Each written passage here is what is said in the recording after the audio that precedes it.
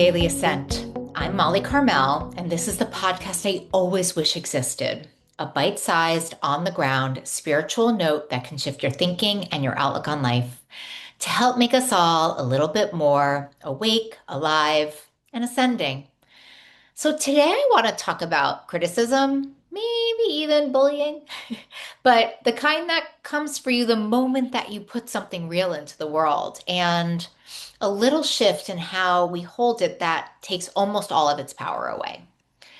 So, spoiler alert or announcement for the Ascender fam, I am going back online. I'm going back on Instagram, on TikTok. I am putting my voice out there in a big, bold, real way. And I'm genuinely really excited about it because I don't know, maybe this is egotistical, but you would agree, you're a listener. I think I have a message that can be useful to people. And I think sharing it feels like what my purpose is, like what I'm here to do. And no better place to do that than where we endlessly scroll, right? But here's what you should know. I tried this once before, maybe about a year and a half ago, and it went actually really, really well. I mean, I did pretty well out there, hit some people, but there was one thing I just didn't have the bandwidth for, and that was trolls. And these, like, they were bad. They were mean. Um, they were abusive. It was just like wild to me the personal way that the internet lets people be when they're typing at a stranger. Like, and I don't know. It really got to me, and I just didn't have the reserves to take it. And so I just stopped. I'm not proud of that, but I just stopped. I just couldn't do it. And if you're a listener of the Daily Ascent, you're acutely aware that I do my work, and I just did a whole lot of work in the last year and a half, and this time feels really different. And I want to tell you why. You know, this work I've done on myself, this in the trenches work about my own self-worth and about my lovability and about being able to come home to myself in a way that I never really have been able to before, makes me feel ready. Not armored, but like ready. And then almost like a little universe wink. The universe decided to wink at me. I'm sitting there thinking about all of this, really running through, bracing myself for trolls. And have this thing come on my Instagram screen. And it says, I swear this happened, like, it basically says, like, don't worry so much about what people think of you. Even the national parks get 1-star reviews. And then it showed the 1-star reviews, actual 1-star reviews of the most breathtaking places on the planet. I swear on my life. Someone complained that the animals weren't as photogenic as they expected. Somebody, and honestly, I couldn't make this up if I tried, gave one of the national parks 1 star because the mountains blocked the sunset. The mountains blocked the sunset. And I don't know, it gave me such a giggle. It gave me, first of all, it gave me like warmth inside of my body and just such a giggle because there it was, like the whole thing, right? Grand Canyon doesn't get smaller because someone gave it a 1-star review. It doesn't second guess itself. It doesn't wonder, like, oh, maybe that reviewer had a point. Maybe I should extend an apology, right? It just is like the Grand Canyon. And I don't know, there's another part that really softened me. Like, a review like that isn't really about the canyon at all, right? It's just about wherever that person was that day or something that they're holding on to that's really, really heavy baggage, right? Somebody who shows up to a mountain and leaves an angry review that it blocked the sunset is really carrying something. And listen, we're all carrying something. Am I right? The review is a little window into that. It's not, certainly not a verdict on the mountain. And so that brings me to our pocket sage today. Marianne Williamson. Oh, what a dreamboat. What a dreamboat. And her book, A Return to Love. And she's an amazing, amazing, well-known spiritual writer.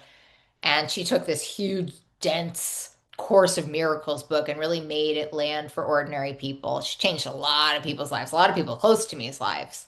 And here's the passage. Nothing you do or think or wish or make is necessary to establish your worth.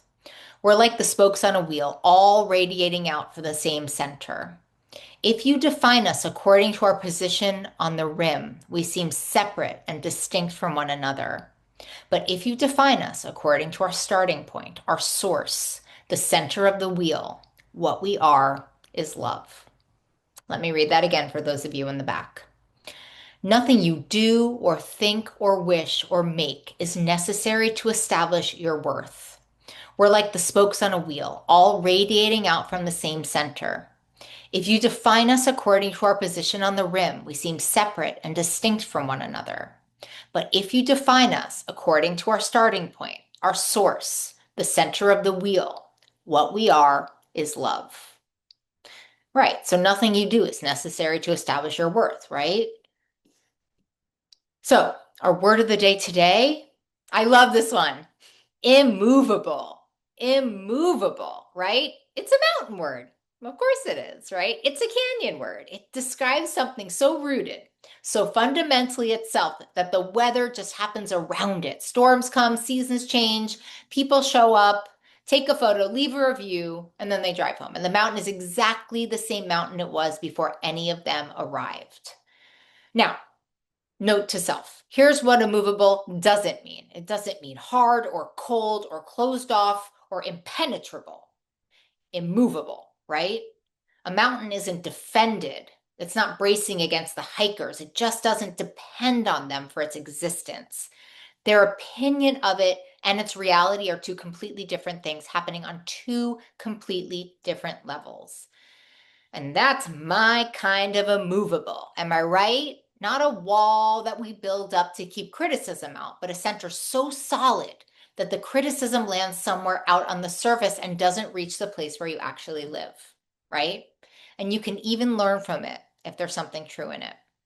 But it doesn't get a vote on whether you're worthy, because that's a question that is settled way, way long ago before anybody showed up with a comment or a star rating. And so here's what I want you to think about today. Every piece of criticism that comes your way is first and most importantly a piece of information about the person delivering it. I mean, I need to hear that 14 times a day.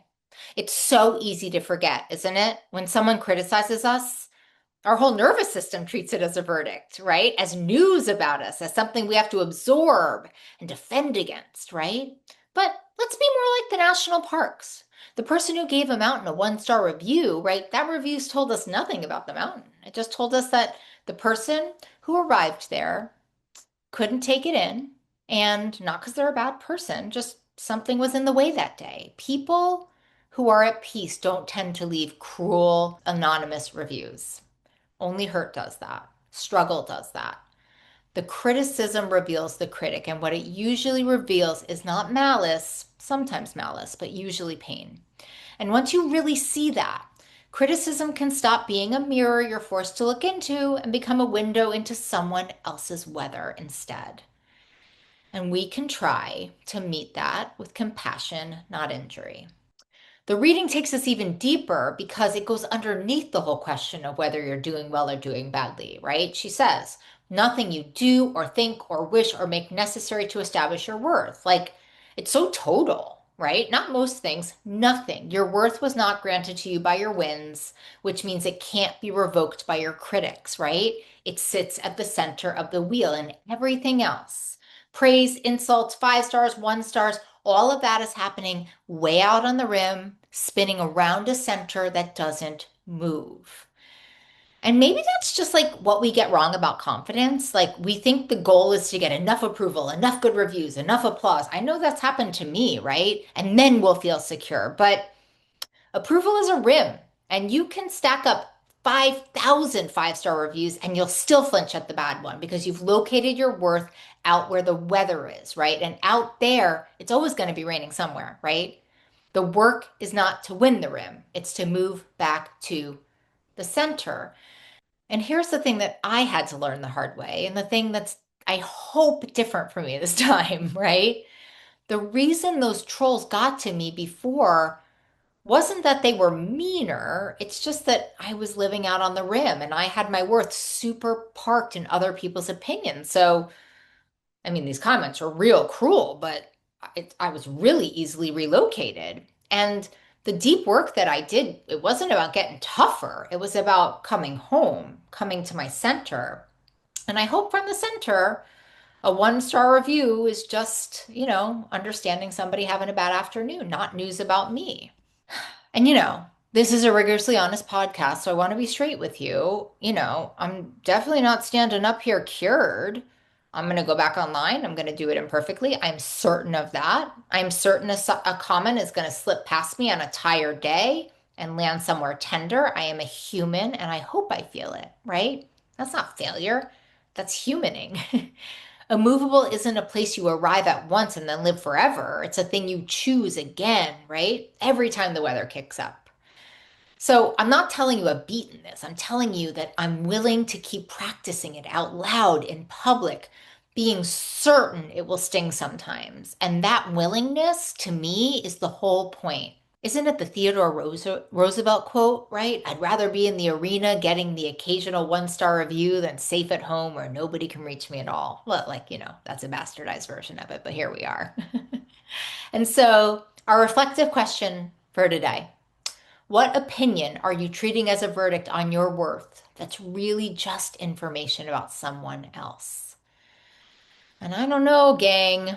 This is exactly where so much of the pain around food in our bodies live. We hand the power over. We let the scale decide if it's a good day. We let the mirror or a comment or a number tell us whether we're enough. And then we start over and over and over the next morning trying to earn back a worth that was never actually on the line. It's the same mistake, right? We park our worth out on the rim and let the weather have it. And my stop starting over system is for people who are done living that way and are ready to stop letting food and their body issue a daily verdict and come back to the center that doesn't move. So, if you want to talk about this, I always want to talk about this and I always want to talk to you about this. So, go to the show notes, get on my schedule, we'll talk it through. Check out that email. Let me know if you want to chat. Send me an email. I want to know what you're up to because I am right here with you, Ascenders. Moving back to the center, letting the weather do what weather does. And if this one is hitting you, share it with your friends. We want to make our Ascender crew large and in charge. We rise together. Until next time.